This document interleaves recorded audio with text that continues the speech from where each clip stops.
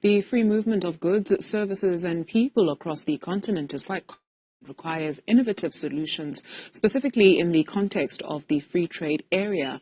Our business reporter, Ndokozo Khumalo, is covering the African Continental Free Trade Area Business Forum, and she joins us now for the very latest in terms of day 2.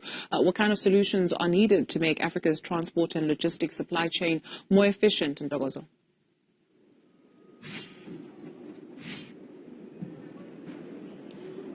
Good afternoon, Duduzile. Now, of course, transport and logistics is a really important sector if we are going to say that we are going to implement, Africa's free trade area and make the movement of goods, services, and people a lot more seamless. And for more insights on the kind of solutions that came out of the Business Forum over the last couple of days, I am now joined by African Desk CEO, Patient Sibaya. Thank you, Saiba. Thank you so much for talking to us.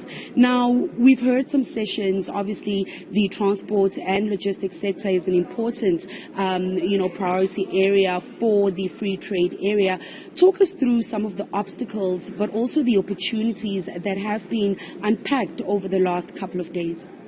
Thank you, Madam. First of all, you know that African Continental Free Trade Area Agreement expects that within few years will increase the intra-Africa trade. And talking about increasing the intra-Africa trade, it means there will be need of transport. We can't move goods from north to south, from east to west, without having efficient communication and transport infrastructure and transport and logistics system. We need a strong transport and logistics system so that we can really have that smooth move of goods across Africa. That's why one of the pillars of African Continental Free Trade Area is transport and logistics system. And what came out from the session is that African private sector and public, they have really to be involved and committed to ownership the transport and logistic infrastructure projects. And we need to invest a lot in this sector because it's the key actually of the implementation of FCFTA.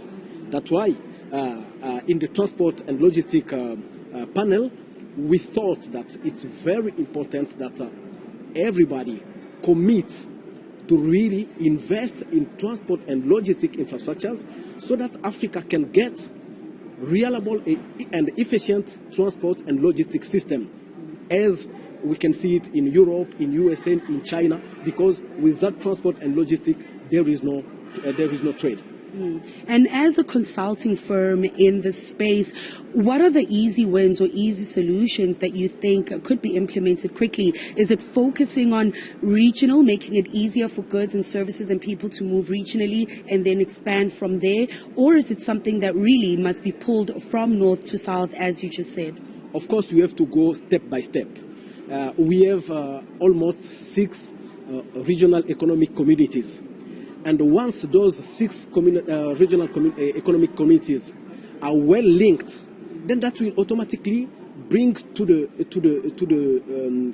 integration of all Africa. Because if you have to go from Cairo to Cape Town, you have to cross many countries. If those countries are linked, then all Africa will be linked.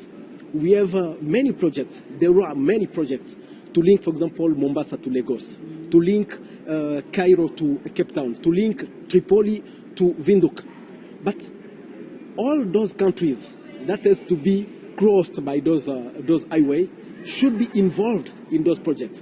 And the private and the public sector must join their efforts to build really this strong Africa in the sector of economy. There is no prosperity without economy. That's why, as African Desk, we are really advising both governments and private sector to really ownership all the projects in terms of transport and logistics. And one of the opportunity, since we are expect to increase the intra-Africa trade, it means there will be need of transport. So we are calling upon all the private people across Africa to start preparing themselves to invest in the sector, because the need is there. That is a niche. So they need to prepare themselves to invest in transport sector. But also, when we are advising government and private sector, especially for governments or public sector, we really make advocacy that we have to remove all tariff barriers. You know, if you have to go from, for example, from Durban up to Democratic Republic of the Congo in Kolwezi, which is the capital of cobalt and copper today, you need to go smoothly.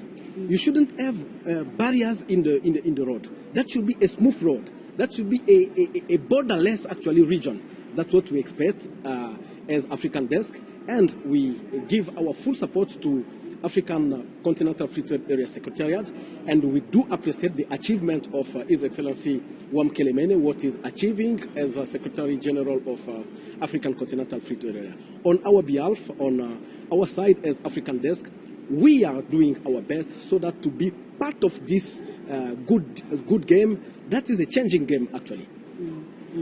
Thank you so much, Mr. Saiba, for those insights. Of course, that was Patience Saiba, who is the CEO at African Desk, that is based out in Tanzania, that does consulting work within the transport and logistics sector, just talking us through some of the milestones that have been met in really opening up that free movement of goods, services, and people across the continent, but saying, of course, there is still a lot of work to do, and the importance of both the private and public sector working together to meet those targets and actually see the implementation of the African Continental Free Trade Area Agreements.